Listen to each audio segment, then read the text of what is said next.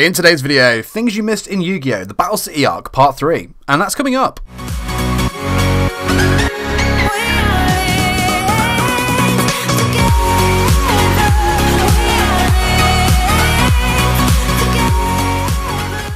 What's up there, and welcome to a brand new video on 414 YGO. In today's video, things you missed in Yu-Gi-Oh! Battle City Arc Part 3. And hey, if you're new here, why not join the 414 community by hitting the subscribe button and the notification bell so you don't miss out. Today's video is going to cover episodes 70 all the way through to 79. And there's quite a lot to cover here, so I'm just going to get straight into the things you missed. Kicking off with episode 70, this episode is where Yugi and Kaiba team up to face Loomis and Umbra. So, when Loomis pointed to the building as to where the duel will take place, the building was grey coloured, though during every other shot of the skyscraper it was more of a yellowish tint.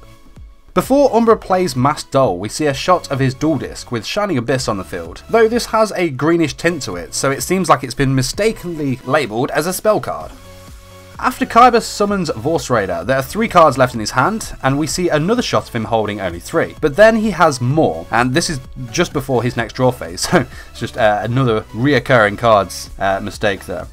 After Loomis equips Shining Abyss with Mask of Brutality, Kaiba is shocked that Umbra's monster has 2,600 attack, but Shining Abyss has 1,800 defense and is in defense mode. With Kaiba having Vorse Raider on the field, he could easily just destroy it with its next attack.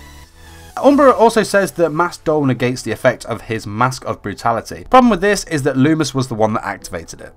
Moving on to episode 71, so this is a continuation of that tag team duel. Ever since Loomis equipped his Mask of the Accursed to Yugi's Beta the Magnet Warrior, the monster is continually shown on every shot of his duel disc in attack position, even though it was summoned in defense position. During the turn that Yugi summoned Kuribo, he placed a card face down before he'd summoned it. However, he places the cards in his duel disc in reverse order. When Umbra was about to play Curse of the Masked Beast, he had 6 cards in his hand, but he should have only have had 5 cards as he set a card on turn 7. On one of the shots of Yami Yugi's duel disc, it actually shows Mask of the Accursed where Beta the Magnet Warrior should be. When Yami Yugi draws Chain Destruction, while normal Yugi was explaining what the card does, he left out the fact that the card's effect can only be used with a certain monster is summoned to the field, and that Chain Destruction destroys cards in the deck as well. Finally, when Kaiba targets Shining Abyss with Ring of Destruction, he says both of them will lose nearly 2,000 life points, which would indicate that their version of the card deals the original attack. However, Shining Abyss has over 2,000 attack points, and in later episodes have it deal the current attack of the monster, just like it would in the TCG. Moving on to episode 72. During a scene where Yami Yugi summons Alpha the Magnet Warrior, Beta the Magnet Warrior is incorrectly shown in attack position. Beta is once again shown in attack position on Yugi's duel disc after Kaiba orders his Blue Eyes White Dragon to directly attack Umbra. There are scenes when Joey even stated himself that he was tied to the chair while trying to get Odeon to release him. But between scenes, especially of one's Marek trying to take control of Joey's mind, it goes back and forth, and there's plenty of times where we see that Joey is not actually tied to the chair at all. When the rare hunters search for Mokuba, there are 4, and 2 go off in different directions with each other after splitting up. However, a close-up after this shows 3 running in one direction before Mokuba is in hiding. Back to the duel. So before Umbra summoned Rogue Doll, he should have only had 4 cards in his hand instead of 5. Therefore, when Loomis took the cards in Umbra's hand, he should have only had 2, which would not have been enough to activate Chosen One. On to episode 73, and this is the final episode of the Yugi Kaiba tag team duel. In this episode, Kaiba's nose is quite big at the beginning of the episode compared to what it usually is. Once again, Beta the Magnet Warrior is still shown in attack position on Yugi's duel disc. And there's a bit of trivia about this episode as well. The episode was taken straight from the manga, in which Yami had 1,100 life points left instead of 500. In the manga, if Loomis had taken another turn, Yami would have survived. Whereas in the anime, had Loomis simply passed, Yami Yugi would have lost due to the mask on Loomis's field.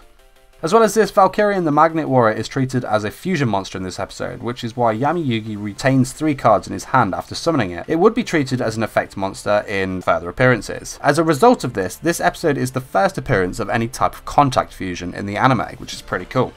Finally, according to the 4Kids Double Shot DVDs, this duel is the first and last official time that Kaiba and Yugi work together in a duel, with the exception to anime-only team-ups. On to episode 74. There's nothing really going on in terms of mistakes or things you missed. It's basically just a story filler episode where they're trying to find Taya and Joey. On to episode 75. When Mokuba first sees Joey, he's standing on the pier close to the end of a giant ship that has a lot of different staircases that go down horizontally to the pier and whatnot. However, when Mokuba looks back, Joey is still seen on the pier near the end of the ship. However, the ship has changed. There's like a big huge anchor there this time, which the ship didn't originally have, which is quite cool. When Yamayugi takes off his belt that holds his deck box and pulls out the Red Eyes Black Dragon, then all of a sudden he's not seen holding the belt in either hand, but only the Red Eyes Black Dragon card, putting it into his deck. Then he is next seen holding the belt and throws it into the dock. Then another shot of him sees him holding the belt again.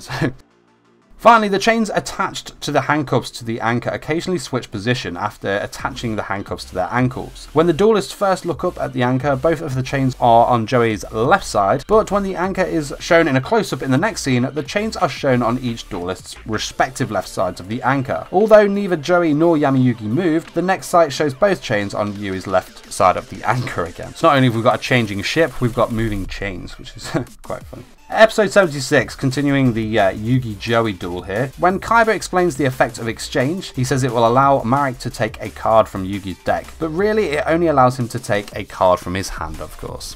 Episode 77, a continuation of the duel between Yugi and the possessed Joey. At the start of the episode, when Yugi is walking back to his side of the field, a shot of his hand is shown, which contains Beta the Magnet Warrior, Beast of Gilfer, Rocket Warrior, and Card Destruction. Rocket Warrior is already on Joey's side of the field, and he hasn't drawn Beast of Gilfer or Beta yet, and the Card Destruction was given to Joey via exchange, so those cards shouldn't be in Yugi's hand at all. There was also a change from the manga version of this duel, I guess, but when Joey plays Skull Dice, he rolls a 1, which doesn't reduce the attack of Beast of Gilfer. This is changed to 2 in the anime, which cuts its attack in half. On to episode 78 then. This is, I believe, the last episode of the duel between Yugi and the possessed Joey. But before Joey gives Yugi the Millennium Puzzle back, the chain of the Millennium Puzzle is seen on Yugi's neck, close to the end of the episode. Which means we move finally onto episode 79, and unfortunately nothing really happens here, and I was quite shocked that it didn't, but this episode does showcase Yami Bakura dueling bones and whatnot, so really kind of creepy episode. I mean, in terms of like things about this episode, there's a lot of sub to dub changes where they remove some of the gore, obviously Bakura's theme being quite dark and whatnot, so I'll do a video covering that kind of stuff in the future.